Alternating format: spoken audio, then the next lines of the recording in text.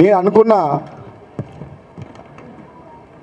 Jhansi madam అడుగు పెట్టినప్పుడే దయాకర్రావు పని అయిపోయిందని చెప్పేసి ఆ పేరులోనే పవర్ ఉంది. ఆ ఝాన్సీ అనే పేరులో మా నారాజు గారు చెప్పిండ్రు. నాకు పరిచయం లేదు ఝాన్సీ మేడం ఎవరు, కానీ ఝాన్సీ మేడం గురించి నాకు 100 మంది ఫోన్లు చేసి చెప్తుండ్రు.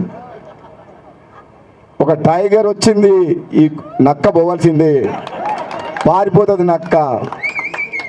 అంత తక్కువ సమయంలో అంత పేరు తెచ్చుకుందంటే మామూలు మనిషి కాదు అని అనుకున్నాను నేను. అంటే పట్టు పట్టిందంటే వదలదు అని నాకు అర్థమైపోయింది. నిజంగా చాలా గొప్ప విషయం.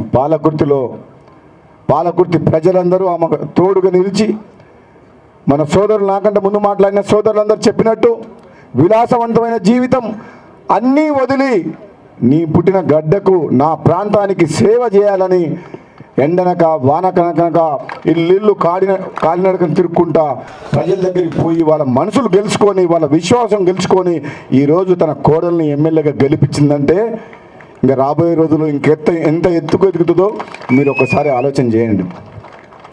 నాకు సమయం లేదు, కాన్స్టిట్యున్సీ తిరగలేదు, ఇంకెక్కడికెక్కడికో రమ్మంటారు, నిమిషం సమయం ఉన్నా సరే భార్యాభర్తలు డాక్టర్ గారు వాళ్ళు వచ్చిన రోజు కూడా నేను ఢిల్లీకి పోతున్నా, 2 నిమిషాలు కూడా మాట్లాడే వ్యవధి లేకుండే రావాలి. నేను ఈ సో అండ్ సో కార్యక్రమం ఇటువంటిది నా సొంతంగా మా అమ్మగారి పేరు మీద చేస్తున్నా అంటే, నాకు అటువంటి కార్యక్రమాలు అంటే రాజకీయాలకు అతీతంగా ఎవరన్నా ప్రజలకు సేవ చేస్తున్నంటే ఎక్కడ ఉన్నా వస్తా అని చెప్పడం జరిగింది. ప్రత్యేకంగా నేను ఎక్కడ ఉన్నా నా ప్రయత్నం చేస్తా.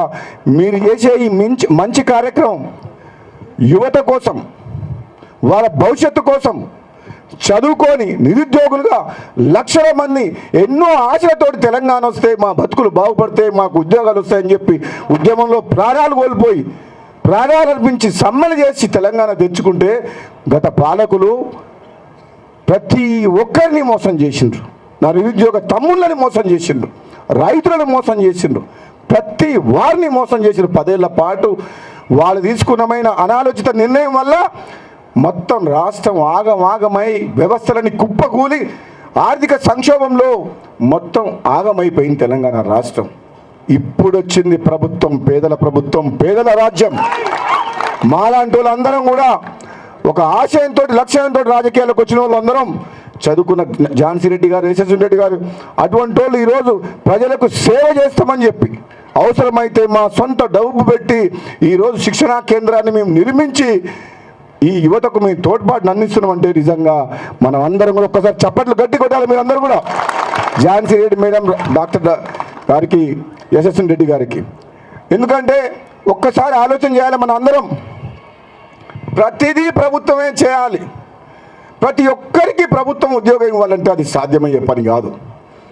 చదువుకున్న వాళ్ళకు నైపుణ్యత, వాళ్ళు చదువుకున్న దాంట్లో ట్రైనింగ్ ఇస్తే, స్కిల్ డెవలప్మెంట్, వాళ్ళ టాలెంట్ని బయటికి తీసుకొస్తే తెలంగాణలో కాదు దేశంలో ఏ రాష్ట్రంలో అయినా సరే, ప్రపంచంలో ఏ దేశంలోకి అయినా సరే వాళ్ళు ఉద్యోగాలు సంపాదించుకొని వాళ్ళ కష్టార్జనతో వాళ్ళ కుటుంబాన్ని పోషించుకోగలుగుతారు.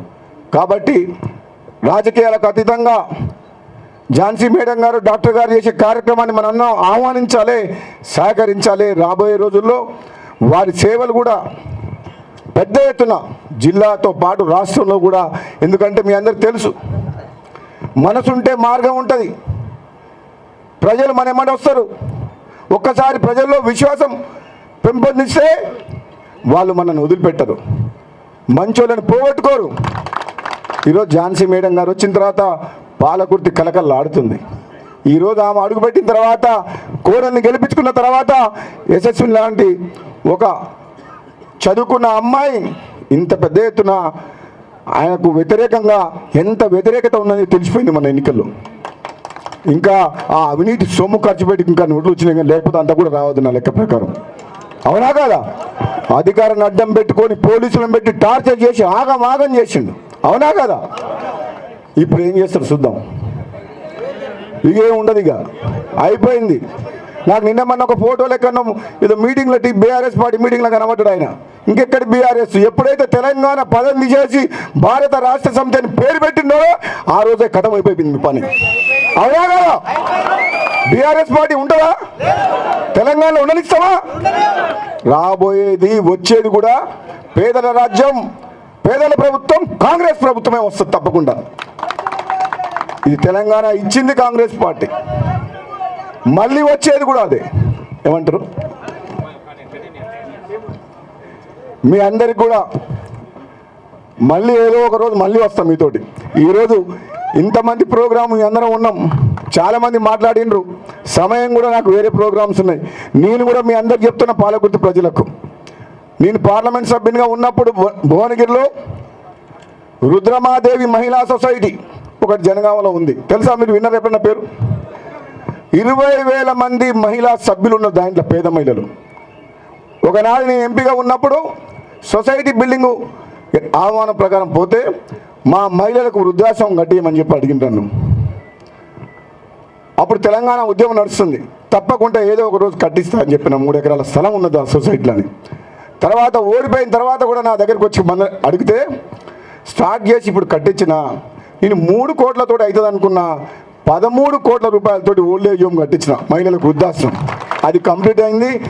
ఆ రోజు ఝాన్సీ గారు, ఎస్ఎస్ఎన్ గారు మహిళలు వాళ్ళు వచ్చి తప్పకుండా దాన్ని ఆశీర్వదించాలి. మీ పాలకుర్తి ప్రజలందరూ కూడా మీరు కళ్ళారా చూడాలి. ఒక అద్భుతం సృష్టించిన 3 ఎకరాల్లో 150 మంది పేద మహిళల కోసం.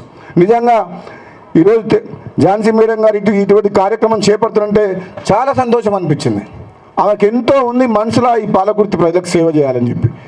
ఇటువంటి సేవా కార్యక్రమం చేసే ఝాన్సీ మేడం గారికి, ఎస్ఎస్ఎన్ రెడ్డి గారికి, డాక్టర్ రాజేందర్ రెడ్డి గారికి, డాక్టర్ రాజేందర్ రెడ్డి గారు మన మాజీ పార్లమెంట్ సభ్యులు వివేక్ వెంకటస్వామి గారికి, ఇప్పుడు ప్రస్తుత శాసనసభ్యులు చెన్నూరు వెంకటస్వామి గారి కొడుకు, వాళ్ళిద్దరు దగ్గర స్నేహితుడు డాక్టర్ గారు.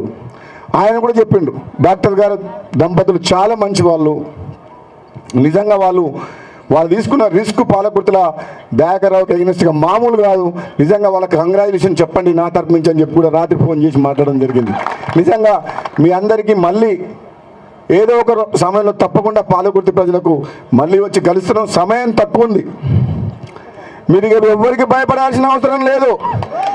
ఈ పాలకుర్తిలో అరాచకం, దౌర్జన్యం మొత్తం పోయినట్టే. ఒక ప్రజాపాలన మీ ముందుకు రాబోతుంది. ఒక శాంతియుత వాతావరణంలో ఎవరికైనా అన్యాయం జరగకుండా చూసుకునే బాధ్యత ఈ కాంగ్రెస్ పార్టీది, ఇక్కడ ఉన్న శాసనసభ్యులది.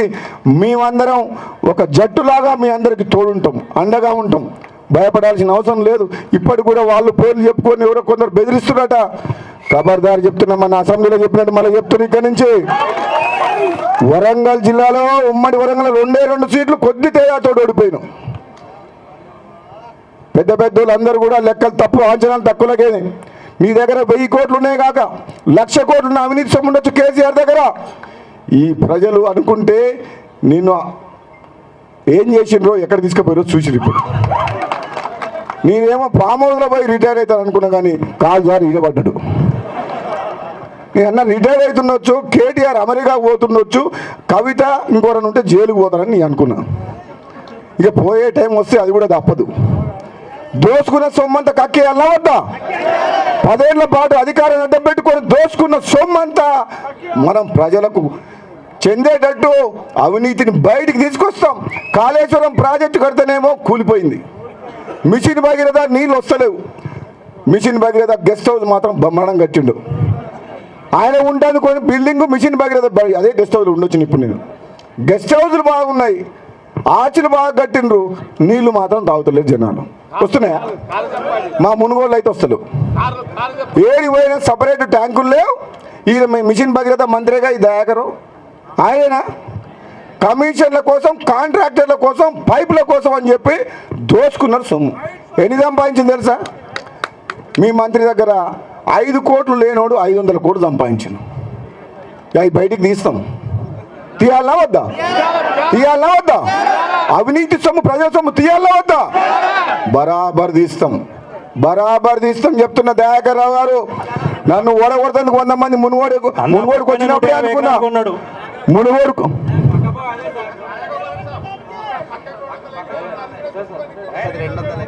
200 ఎకరాలు కాదు, 2 ఎకరాలకే ఇస్తుంది. మిగతా 198 ఎకరాలు కొట్టేస్తాం.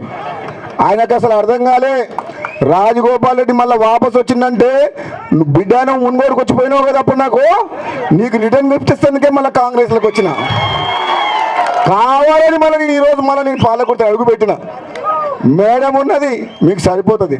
ఎప్పుడైనా అవసరం అయితే మేడంకో తమ్ముడు ఉన్నాడు, అన్నున్నాడు, నేను కూడా మీ ఎంత ఉంటా. ఏ ఆపద వచ్చినా సాపద వచ్చినా, ఏ రాత్రి 12 గంటలకైనా, ఏ అర్ధరాత్రి అయినా సరే మన పేరు మీద నడవాలి. దయాకర్ రావు ఖబర్దార్, నువ్వు రిటైర్డ్ అయితేనే మంచిది. ఎక్కువ తక్కువ మాట్లాడితే మాత్రం మళ్ళీ తిరిగితే మాత్రం మంచిగా ఉంటుంది బిడ్డ. చేసిన కాడికి చాలు, దోచుకున్న కాడికి చాలు. ఇక నీ ఆపు రాజకీయాలు.